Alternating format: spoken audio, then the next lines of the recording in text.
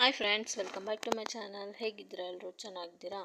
ಬನ್ನಿ, ಇವತ್ತು ನುಗ್ಗೆಕಾಯಿ ಸಾಂಬಾರು ಹೇಗೆ ಮಾಡೋದು ಅಂತ ತೋರಿಸ್ತೀನಿ. ಇದಕ್ಕೆ ಒಂದು ಕುಕ್ಕರ್ಗೆ ತೊಗರಿಬೇಳೆ ಮತ್ತು ಮೈಸೂರು ಬೇಳೆ ಎರಡೂ ಒಂದು ಚಿಕ್ಕ ಗ್ಲಾಸಲ್ಲಿ ಒಂದೊಂದು ಗ್ಲಾಸು ಇದನ್ನು ತೊಳ್ಕೊತಾ ಇದ್ದೀನಿ. ತೊಳ್ಕೊಂಡು ನೀರು ಹಾಕ್ಕೊತೀನಿ. ಕುಕ್ಕರಲ್ಲಿ ಒಂದು 3 ವಿಸಿಲ್ ಕುಗ್ಸಿದ್ರೆ ಸಾಕು. ನೋಡಿ, ಅರಿಶಿನ ಪುಡಿ ಹಾಕ್ತಾಯಿದ್ದೀನಿ ಮತ್ತು ಟೊಮೊಟೊ 3 ಸಣ್ಣ ಸಣ್ಣದಾಗಿ ಕಟ್ ಮಾಡಿ ಹಾಕ್ಕೊತಾ ಇದ್ದೀನಿ. ಇದಕ್ಕೆ ಸಾಲ್ಟ್ 1 ಟೇಬಲ್ ಸ್ಪೂನು, ಆಮೇಲೆ ನೋಡ್ಕೊಂಡು ಹಾಕ್ಕೊಬೋದು. ಹಾಗೆ ನನ್ನ ಚಾನಲ್ನ ಯಾರು ನೋಡ್ತಾ ಇದ್ದೀರಾ ಸಬ್ಸ್ಕ್ರೈಬ್ ಮಾಡ್ಕೊಳ್ಳಿ, ಲೈಕ್ ಮಾಡಿ, ಶೇರ್ ಮಾಡಿ, ಕಮೆಂಟ್ ಮಾಡಿ, ಪಕ್ಕದಲ್ಲಿರೋ ಬೆಲ್ ಐಕನ್ನ ಕ್ಲಿಕ್ ಮಾಡ್ಕೊಳ್ಳಿ, ನೋಟಿಫಿಕೇಷನ್ ಬರುತ್ತೆ. ನೋಡಿ, ಇವಾಗ ಕುಕ್ಕರ್ ಮುಚ್ಚಳ ಮುಚ್ಚೋಣ. ಸಾಲ್ಟ್ 1 ಟೇಬಲ್ ಸ್ಪೂನ್ ಹಾಕ್ಕೊಂಬಿಟ್ಟು ಕುಕ್ಕರ್ ಮುಚ್ಚಳ ಮುಚ್ಚಿಬಿಟ್ಟು ಒಂದು 3 ವಿಸಿಲ್ ಬರಲಿ. ಅಷ್ಟೊತ್ತಿಗೆ ತರಕಾರಿ ಕಟ್ ಮಾಡ್ಕೊಂಡಿರೋದು ತೋರಿಸ್ತೀನಿ.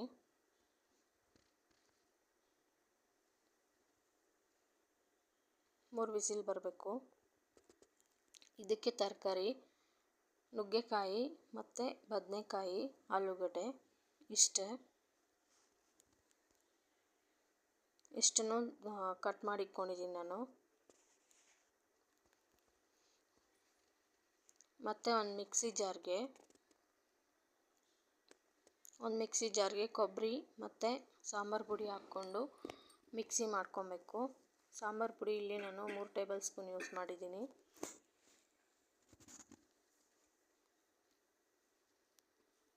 ಇದನ್ನು ಮಿಕ್ಸಿ ಮಾಡ್ಕೊಬೇಕು. ಸ್ವಲ್ಪ ನೀರು ಹಾಕ್ಕೊಂಡು ಮಿಕ್ಸಿ ಮಾಡ್ಕೊಳ್ಳಿ. ನೋಡಿ, ಈ ಥರ ನುಣ್ಣಗೆ ರುಬ್ಕೊಬೇಕು.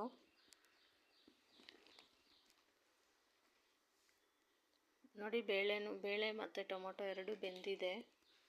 ಇದನ್ನು ಸ್ಮ್ಯಾಶ್ ಮಾಡ್ಕೊತಾ ಇದ್ದೀನಿ ನಾನು.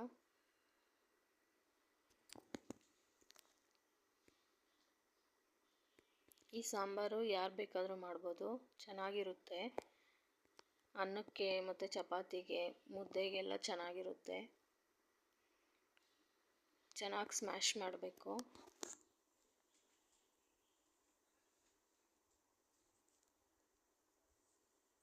ಸ್ಮ್ಯಾಶ್ ಮಾಡ್ಕೊಂಡ್ಮೇಲೆ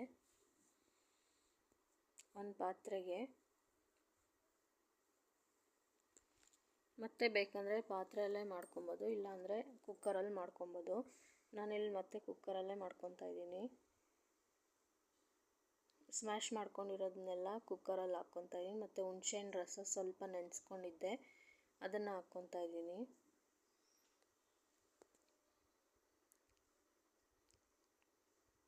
ಅದು ಚೆನ್ನಾಗಿ ಕುದಿಬೇಕು. ಇವಾಗ ತರಕಾರಿ ಹಾಕ್ಕೊತಾ ಇದ್ದೀನಿ.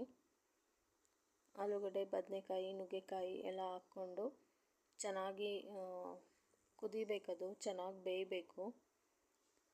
ಕುಕ್ಕರಲ್ಲಿ 1 ವಿಸಿಲ್ ಬರ್ಸ್ಕೊಂಡ್ರೆ ಸಾಕು. 1 ಅಥವಾ 2 ವಿಸಿಲ್ ಬರ್ಸ್ಕೊಳ್ಳಿ. ಇವಾಗ ನಾನು ಮಸಾಲೆ ಏನು ರುಬ್ಕೊಂಡಿದ್ದೀನೋ ಅದನ್ನು ಹಾಕ್ಕೊತಾ ಇದ್ದೀನಿ.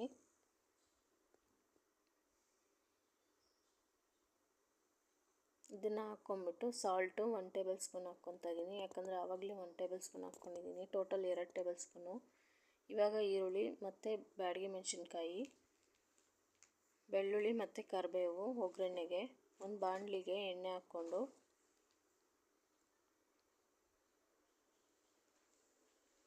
ಸ್ವಲ್ಪ ತುಪ್ಪ 1 ಟೇಬಲ್ ಸ್ಪೂನ್ ಆಗೋಷ್ಟು ತುಪ್ಪ ಹಾಕ್ಕೊಳ್ಳಿ ಒಗ್ಗರಣೆಗೆ. ತುಪ್ಪ ಹಾಕ್ಕೊಂಡು ಸಾಸಿವೆ, ಜೀರಿಗೆ ಮತ್ತು ಇಂಗು ಇಷ್ಟು ಹಾಕ್ಕೊಬೇಕು.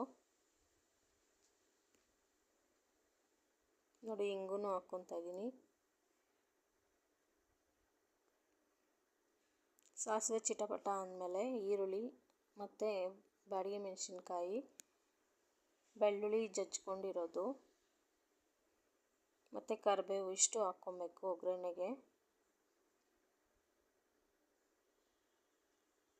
ಅದು ಕುಕ್ಕರ್ ವಿಸಿಲ್ಗೆ ಹೋಗೋಷ್ಟರಲ್ಲಿ ನಾವಿಲ್ಲಿ ಒಗ್ಗರಣೆ ಹಾಕ್ಕೊಳ್ಳೋಣ. ನೋಡಿ, ಫಸ್ಟ್ ಬೆಳ್ಳುಳ್ಳಿ ಹಾಕ್ಕೊತಾ ಇದ್ದೀನಿ ಮತ್ತು ಮೆಣಸಿನ್ಕಾಯಿ, ಕರಿಬೇವು, ಈರುಳ್ಳಿ ಇಷ್ಟು ಹಾಕ್ಕೊತೀನಿ. ಈರುಳ್ಳಿ ಸಣ್ಣ ಸಣ್ಣದಾಗಿ ಕಟ್ ಮಾಡ್ಕೊಂಡಿದ್ದೆ ನಾನು. ಇದನ್ನು ಚೆನ್ನಾಗಿ ಫ್ರೈ ಮಾಡ್ಕೊಳ್ಳಿ. ಚೆನ್ನಾಗಿ ಫ್ರೈ ಮಾಡಿಕೊಂಡು ಸಾರಲ್ಲಿ ಹಾಕ್ಕೊಬೇಕು. ಈ ಸಾಂಬಾರು ಸೂಪರಾಗಿತ್ತು. ನೀವು ಮಾಡಿ ಟ್ರೈ ಮಾಡಿ ನೋಡಿ ಫ್ರೆಂಡ್ಸ್, ಚೆನ್ನಾಗಾಗುತ್ತೆ ನೋಡಿ. ಚೆನ್ನಾಗಿ ಫ್ರೈ ಆಗಲಿ ಈರುಳ್ಳಿ. ಅಷ್ಟರಲ್ಲಿ ವಿಸಿಲ್ ಆಗಿದೆಯಾ ನೋಡೋಣ ಬನ್ನಿ.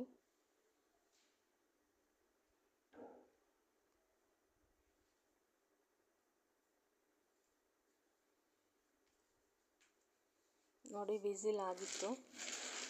ಅದಾದಮೇಲೆ ಒಗ್ಗರಣೆ ಹಾಕ್ಕೊತಾ ಇದ್ದೀನಿ ನಾನು.